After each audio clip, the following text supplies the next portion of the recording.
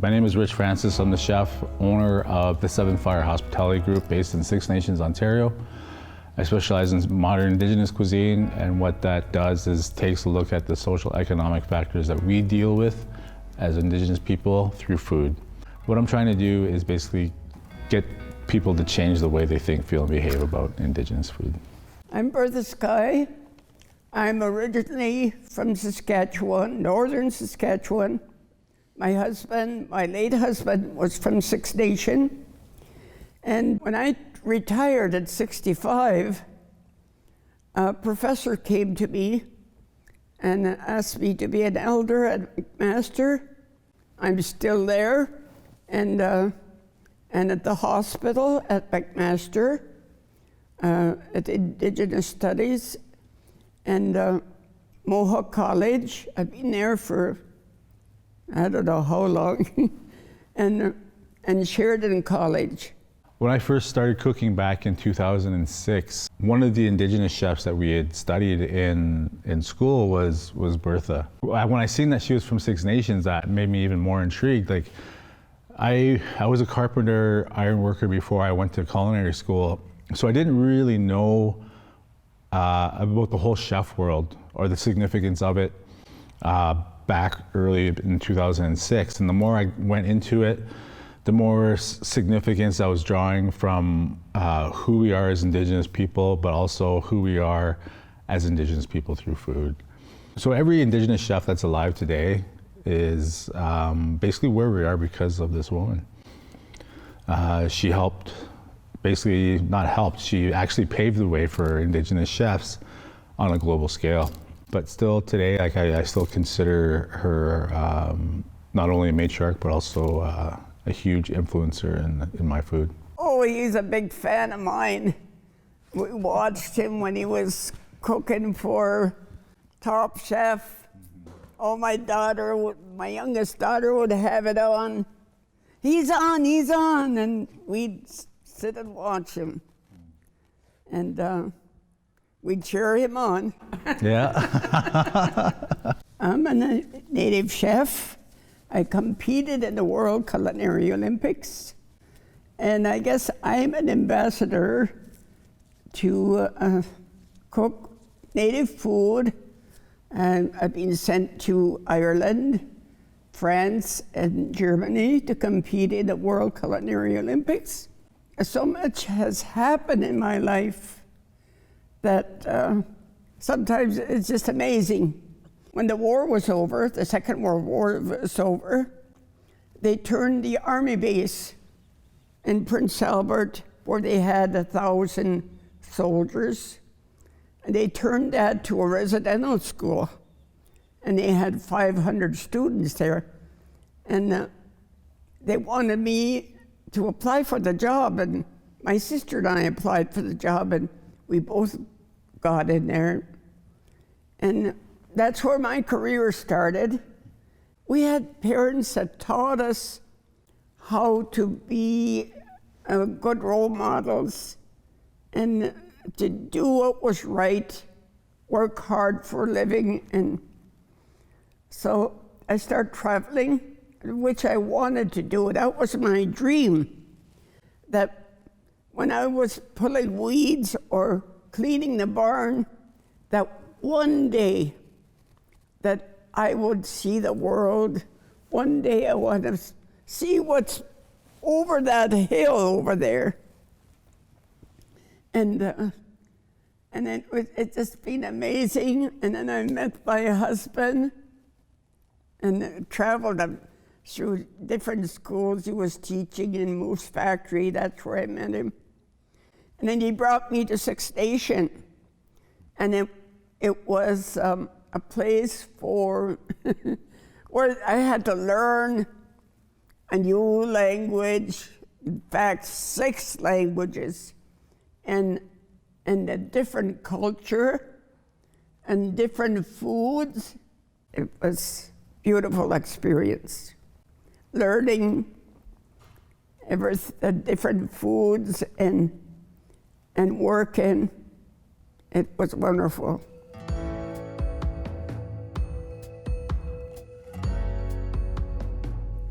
when you work with the family even, we all start cooking together and preparing food.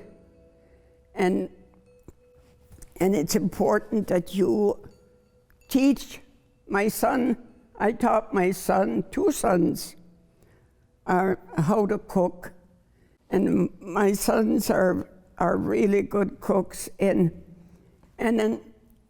native food is important because they both hunt and they fish, and eating the right foods, which was taken away from us, and we have to put security on that and keep on with our food that was taken away from us. Yeah, Indigenous food has evolved to a point now in history. I think right now is probably the most important that it's ever been. It's evolved to a point where we're no longer feeding people. Now we've become ambassadors for decolonization. And also too, like what I specialize in is modern Indigenous cuisine. And what that does is it takes a look at the social economic factors that we deal with as Indigenous people through Indigenous foods, like truth and reconciliation, like decolonization, diabetes and obesity, and even global warming. You know, like I remember last summer, I did an event for a regenerative agriculture. I actually had to Google what that was. I didn't know what it meant. But here it is. It's the 3 sister growing system, basically, that the Iroquois have been doing for thousands of years, basically. You know, I believe Indigenous food is the future by going back to it like that. But I don't know what it is. Maybe it's like the colonial residue that's inside of me. But I've always felt intimidated or shy from wanting to go to academia, places like University of Guelph, Queen's, McGill, all these places that I've been, that I've cooked, that I've spoken at. But when we start to break it down on the grassroots level of things, there's a lot of truth and there's a lot of significance that can be taught from knowing that aspect of Indigenous food. That's what I know. I struggled all through high school, through public school. I barely graduated culinary school, actually, but it's the food, more specifically the Indigenous food, that has saved my life more times than I care to admit.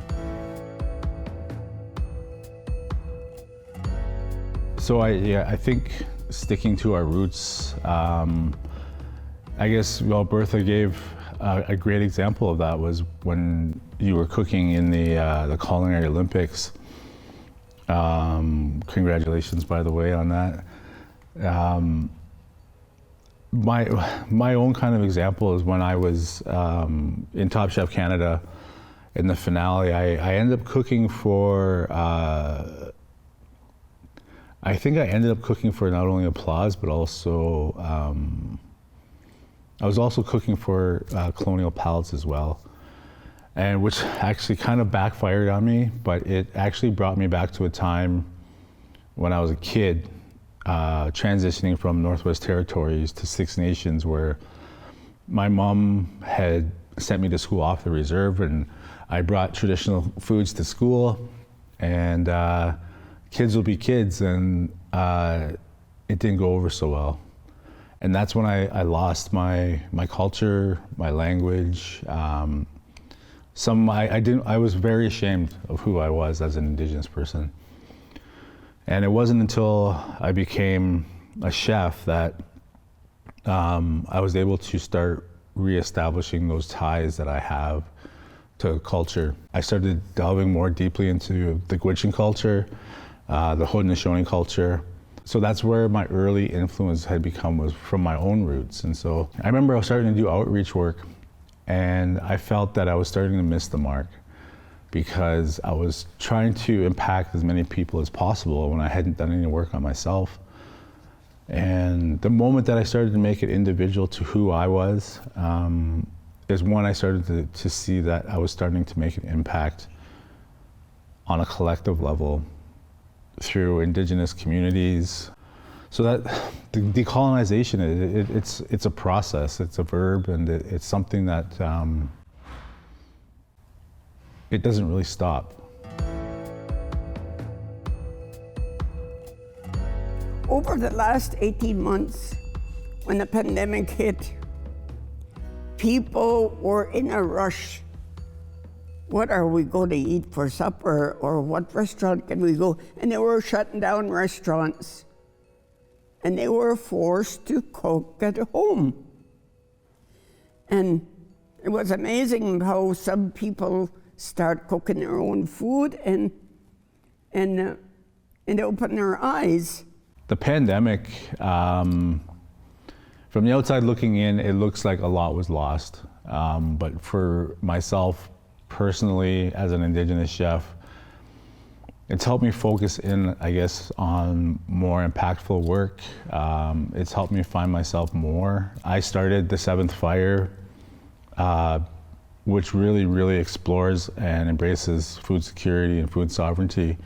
But I started that in the second wave of a pandemic, and now I've narrowed my vision down so much so that, it's hard not to evolve in this pandemic. I think now more than ever, people want to be connected to something that's real. They're looking just for connection, really. We lost a lot of that during COVID, and it's just, I don't know, if the irony of Indigenous food, what it's able to do, has helped some of us through COVID-19. There's so many things when it comes to food, and it just brings memories of the good food that we have. And going to Europe and showcasing our food to the world, and how plentiful our food is in Canada. We have food from the Atlantic Ocean, food from the Pacific Ocean, food from the Inuit people, and the 5 Great Lakes, all the fresh fish. And we have all these. And what we could enter to the world and showcase our food. And we do have a lot of food, and we shouldn't be living the way we are. But everything is so money, money, money. When I talk, we have Inuit students that come to Sheridan or McMaster, and then they buy a can of pop, Pepsi. You know, we can't buy that in Baffin. It costs almost $5 a can. And, you know, it's, there's so much. Yeah, I mean, like, what right now in 2021, like what's happening, it's nothing short of modern day genocide. We live in 2021. We're supposed to be doing this reconciliation thing, and there's countless of Indigenous communities that don't have clean drinking water, that aren't food secure, that are paying, you know, $120 for a case of Mountain Dew, which I've seen with my own eyes. The pop is actually cheaper than water, and it just blows my mind. Yeah, I know. My dad predicted that in the 40s, because already he could see the damage that was being done. So a lot of my advocacy work has a lot to do with making traditional food more food secure. If we make things more food secure, like addiction rates, suicide rates, all of those rates start to go down simply because we can identify with something, you know, and there's more of a social economic issue. Like I've gone through every other thing every other Canadian chef has gone through. But as an Indigenous chef in Canada, our role is that much more greater. Does it start through food? maybe not all of it, but it's a good start. Do you really want to touch like genocide through Indigenous food? Absolutely, because I'm very vocal about it that Indigenous food is the future of Canada, you know, of the world. Bertha touched on it. Like, there's this misconception that Indigenous people are only about the bannock and the Indian taco. Those are the 5 white gifts that were given to us that's the colonial Indigenous food system that was given to us that was meant to wipe us out. But what people don't look at is the pre-contact era, the post-contact, pre-residential, post-residential, modern day and future. There's a lot of calls to action that need to happen, and one of the best ways we can address that is through food.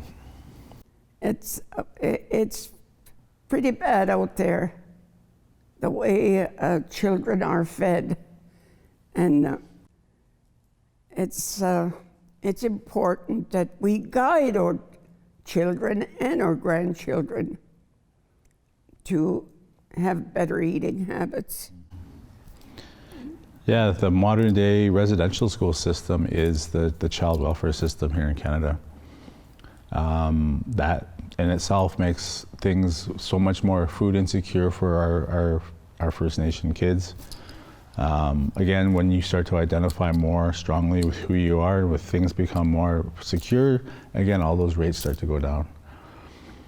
We've known this for forever, and again, there's a lot of work to do. I hope the future brings reconciliation, not in words, but in action.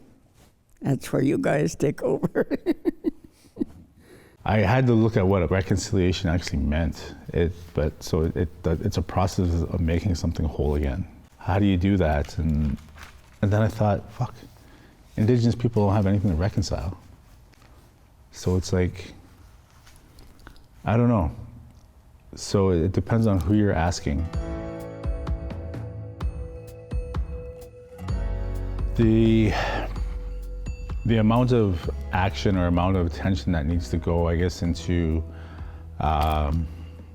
it's a big one, like what does reconciliation look like through Indigenous food?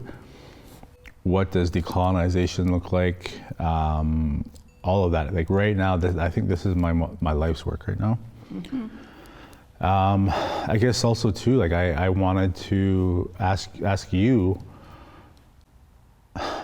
ideally, how would you like to see things, where would you like to see things go with Indigenous food from here, moving forward? Nothing is missing in my career. I'm almost 90, and I've done everything in my life I wanted to do. Mm-hmm. I've traveled across the Atlantic Ocean, Pacific Ocean, and I raised 5 children. And, you know, my dream came true. Mm-hmm. What I used to dream about as a child. And, but my only hope is that with the environment, the way the environment is, that we live in a world that's very dangerous. We're living crucial time. I saw the way the Saskatchewan were struggling with their gardens because they had no rain all summer. Mm-hmm. And now what are they going to do for potatoes? And all their vegetables were dry, you know, and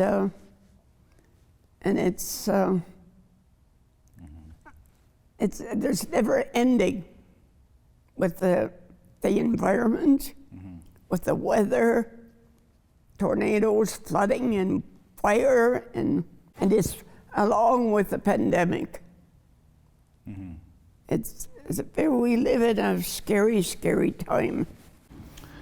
Yeah, there's no doubt about that. My question would be, what message would you have to the people tuning in on October 28th. Is there a specific message that you want to relay? Well, we want action, not just talking. Do something about it. I mean, there'll be professors there, scientists maybe. Do something about it. Action, like the orange shirt day that they had. You know, just doing it one day. Forget it. You know, what good is that? And oh yeah, we remember the kids for one day and forget about it the next day. That's not a way to do it. There was hundreds and hundreds and thousands of children that died, you know, and there's not enough being done. We want action. We want something done. The message that I would like people to hear on the 28th moving forward is to unlearn everything you've learned about Indigenous food and culture. There's a handful of Indigenous chefs right now who are doing the real work that involves decolonization, carving out our culinary identity outside of cultural genocide, to align yourself with their message. Whether or not you're a chef, a harvester, a food collector, a food gatherer, an ally, just to help maybe realign yourself with these core values that we carry with us moving forward. Because I really, really think that going back to our grassroots ways is actually going to help us, again, get us out of this situation that we're in. And then what happens after that? You know, I don't really know the answers to that.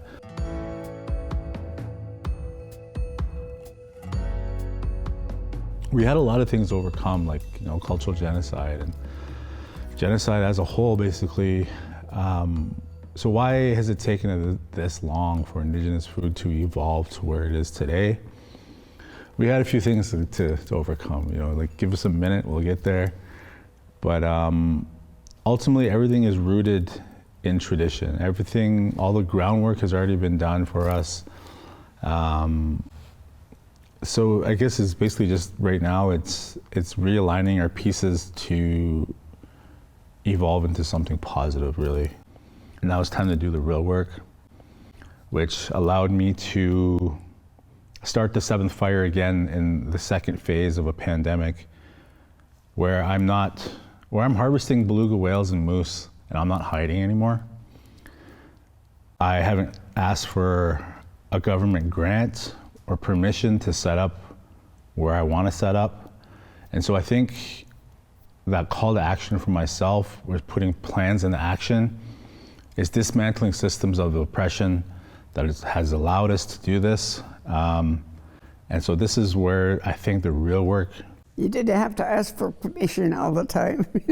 You know, You're it your is. own boss. Yeah, and it's either that, but these colonial infrastructures that are in place either would give you a fine, jail, or even both.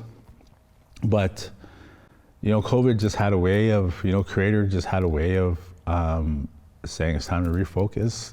It's time to put plans into action, to use my platform, to use my voice, and basically change the whole paradigm of what Indigenous food looks like. So it's freedom, basically. It's freeing to do what I do.